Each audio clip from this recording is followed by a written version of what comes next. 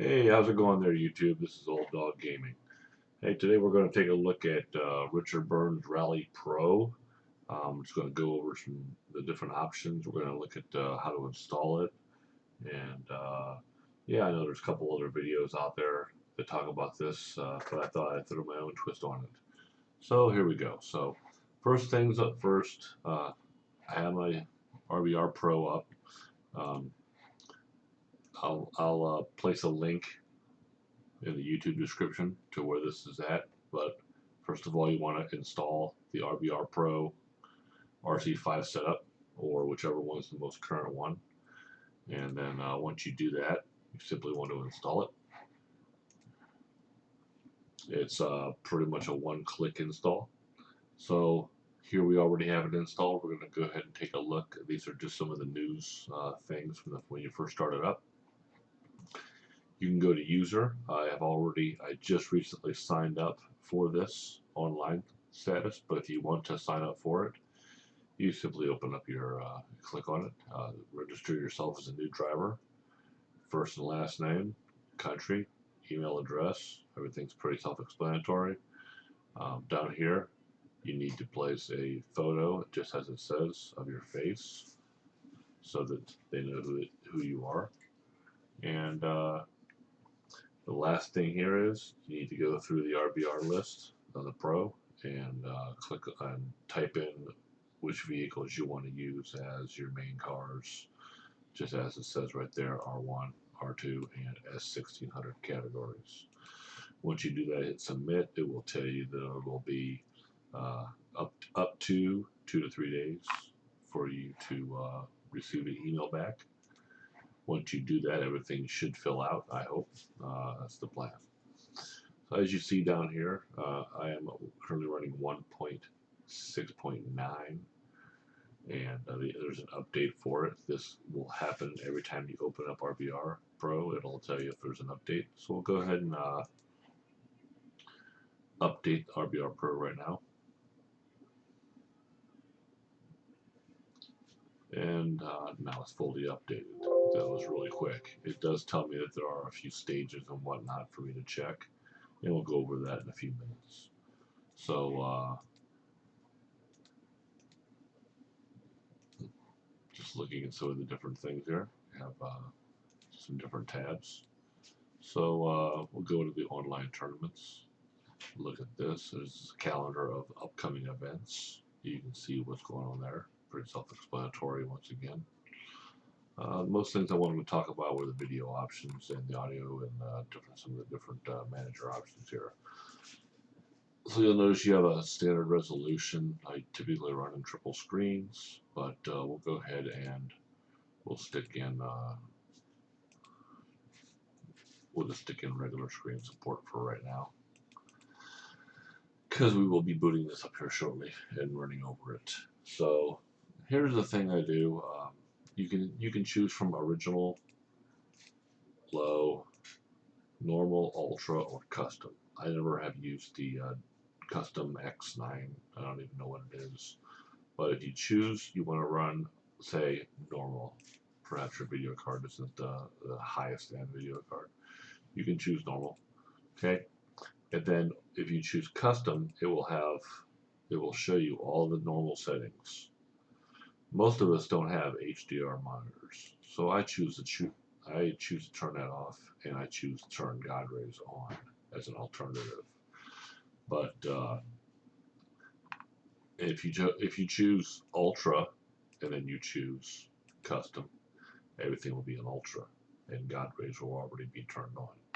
So anyway, I choose the normal version, and then I choose custom, and I turn off HDR and God rays. Notice this one here, shadows, only applies for VR, so no reason to do that unless you have a VR headset. Down here, you're going to see all these settings for color saturation and gamma and sharpness. You can adjust those if you'd like. I would recommend writing down what they are factory, and so you can return them to the factory when you choose to do so, because they will not default to the factory settings when you start playing with them. I tried using the NVIDIA optimized filters. It didn't seem like it really did too much. Once again, this game's pretty old, so it's really not conducive to running all these different options. It's really not going to make it look that much better.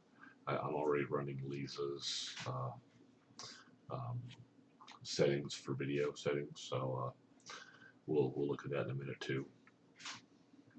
And down here you can have the on-screen dashboard. You can run the default, the full vertical, full vertical rev, whatever the heck that means, and then the linear one, which is quite wide. I decided to run the original, and I moved it to a position of 555 by 812. That is typically on my triple screens. So now that we are about to open this up in regular 1920 by 1080, we'll see where everything's at then. It might not even be on the screen.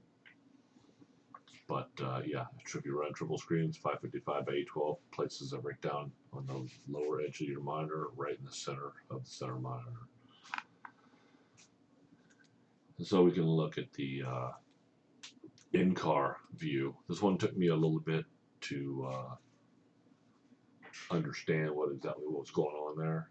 If you choose to do automatic or semi-automatic, or even the advanced semi-automatic, when you go into the game and you adjust your settings using the settings options in the game, every single time that you close out of the game and reopen it, everything will be back to the way it was unless you use the custom option. If you use the custom option with your Pace Note plugin to adjust the cockpit view, that's the only way you'll get it to remain the same way every time you open your game up. These custom camera options, they don't do anything, so I wouldn't mess with them. Honestly, it's not a big deal. I do hide the car dashboard display when possible, simply because we are running a HUD, so I want to see the HUD and not the car and speedometer or whatnot on the car. So yeah, that's the way we run that. These here are also pretty much factory. I haven't really messed with these at all. But these are the audio options you get to choose. Also notice on the video option that you have options for vertical sync, and then you also have options for showing the FPS counter. I would recommend turning that on at first, adjusting your settings until you have a decent frame rate, and then obviously turn your FPS counter off. There's no reason to look at it once you figured out what you need to do. So here we are in controls. Again, there's not a whole lot you gotta mess with in here. Most of these things right here you're gonna be doing with your in-game settings. The manager, again, nothing really there. Here's where the meat and potatoes of the game is at. When you get to the contents, when you get to the cars and the stage and the co-driver and plugins. So these are the different categories you have for the game. Say you want to choose an R2 car. Simply scroll over here. You'll see an option on these to install. Obviously right now I have all the cars installed, so you're going to see just uninstall buttons. On this list over here you have 1 through 4. You can choose whatever NGP version you want to see. Currently I have this one, tab 1 set up for NGP5 cars. I have this tab up, the second setup for NGP6. This one here is still empty, and the fourth one is set up for the factory cars. So this is the way, and of course the factory cars only run in NGP5, so you're going to have to deal with that. You can run a full season with the NGP5 cars on this, it looks like. I've already ran the school a little bit with the NGP5. So it's doable. It is possible. So just want to let you guys know that NGP6, since the factory cars are not NGP6 compatible yet, you cannot run the NGB6 plugin with a season. So now that we have all that, you can install those. You can move them back and forth. The only thing is here that you will need to do, I believe it's the second location right here, will only be able to take a front wheel drive car. So 0, 1, 3, 4, 5, 6, and 7 can take whatever you want, but 2 only allows a front wheel drive car to be placed in it. So that might be some important information. So once you get done adding, if you notice, most of these cars, some of them say NGP5 and 6, some just say 5, some say just 6. So you can just install them all, place them wherever you want, and go in the game and play with them in there. So for stages, right now I have 3 more stages to be installed since we had that recent update, and 8 stages to be updated. I'm not going to mess with that right now, but when you install this thing for the first time, you have, it's about 80 or 90 stages to be installed. And I would suggest clicking the install button and then watching some TV or playing a different game for quite a while, because it's going to take a while to install all those. Approximately about an hour or so, depending on your internet connection. So there you go. And on the co-drivers, this is the greatest thing right here that I've seen on this. You can install the original co-driver. You can install Nikki or Stefan or Paul Nagel. Honestly, Phil is probably the easiest person to understand. Paul Nagel isn't horrible, but he's a little trickier to understand. Nikki's not too bad, but Stefani and Liam, both sort of difficult to understand. If you notice, they have a quality between 1 and 10. Liam and Stefani are both 2 and 3. Phil is a 5. He probably should be a 10. Paul should probably be a 4 or a 5. And then the original co-driver, I guess they've chosen not to give him a quality. So there you go. But if you click on one of these and hit install, it simply installs that driver and overrides the previous one. So really super easy to do. If you want to try all these people out, it really makes it easy. Here we go, looking at some plugins. You have the Fix Up plugin. You can choose to look at the advanced settings on that option, adjust some settings. And you have the Paste Notes plugin, everything. You just click on a button and it just opens up the Notepad version, and it's right there, no problem, super easy to do. So all these are right here. And there you go. So those are the cars, the stages, the co-drivers, and the plugins. And then down here, if you want to donate a little bit of money to the guys that did this, hey, go for it. No problems with that. That's about basically what it is in game, or for the deal. And you remember, Richard Burns Rally Pro is free because the developer and the publisher, neither one of them exist anymore, and the game has became, basically freeware now. So at this point in time, it's basically what they call abandonware. So we're going to go ahead and start the game up real quick. I'm not going to bore you with my driving, but we're going to take a look at some of the options you have in here, just so we can complete this video and call it a day. So, there's a lot of new people out here that are just now learning about Richard Burns Rally. So it's, I think it's good to have this RBRPro version. It really does allow a lot of customization. It's really quite easy. You notice right here it says there's a new update. I'm just going to wait until RBRPro updates their stuff right here, and then then we'll just let them update it, because there's some trickiness behind that update, and I don't like it, so I'm not going to mess with that too much. But before you get going here, if you hit the home button right here, you'll notice the reshade EMB pops up. If you simply change that, I'll put a link in the description for Lisa's EMB, which is a little bit better. I think it makes things a little sharper, makes things look a little bit more natural while you're playing the game. And then if you simply choose that and then hit home again, it will simply go away. So really, really easy to do. So here we go. We're going to go to options. We're going to go to plugins and to tournament and to shakedown. And then we're going to choose any old stage here. It doesn't really matter. One thing you're going to notice is you have these different cars. Some of the cars, they have their RBRPro setups. You can choose between the gravel, snow, and tarmac pro setups. And some cars do not have, as you click on them back and forth, they just simply have a default setup.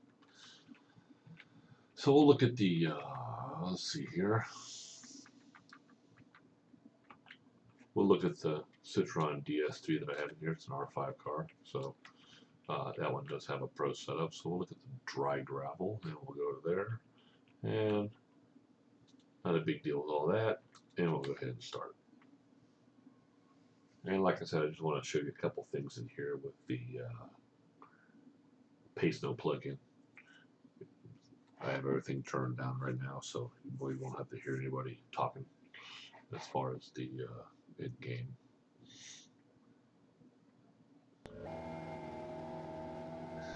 So we're going to take a look at this now, and if you right-click twice, 2, 1, it brings up this internal camera. All right. Another nice feature is they got rid of that little Logitech thing and just put Pro there, which is kind of neat. Nifty little trick they did. So if you notice, I have nothing set up for triple screen. That's why everything's kind of pushed quite a bit forward. It really, really works well for triple screen. If you click on the Z and you go up and back, it allows you to move the camera settings back and forth. So that's kind of neat. This right here allows you to go up and down with the camera. And this one here allows you to go side to side. Once you get done, you can choose show car exterior if you choose to, or you can turn it off. If you notice, the windshield on this particular car has a little bit of tint on it, but I like to typically drive with the exterior, the car exterior showing. It just makes everything look a little cleaner and a little bit nicer. So hit save on that. That will actually save the entire car. If you change this car to a different one, you'll want to go back in here, readjust everything, hit save again. And then you have the dash camera. For the dash is going to be for the HUD down below, right here. And again, if you click on that, it'll move it around. And if you click on it again, it'll move it back. And remember, I'm already at 555, so I'm going to put it back to that. And then the Y runs it up and down on the screen. So you can click save on that and be done. Those are the two options for that. That's pretty much it. And like I said, I'm not going to bore you with my driving or anything silly. So the game looks a little, if you notice, the HUD was a little bit shiny there. That was what Lisa's EMB does. Like I said, I'll put a link down in the description about with that, and I'll put a link down in the description for the actual RBRPro install. It does change occasionally. Just want to let you know. It does happen to change every now and then. So that's it. Thanks for watching, and hope you come back and watch some other videos. Have a good day.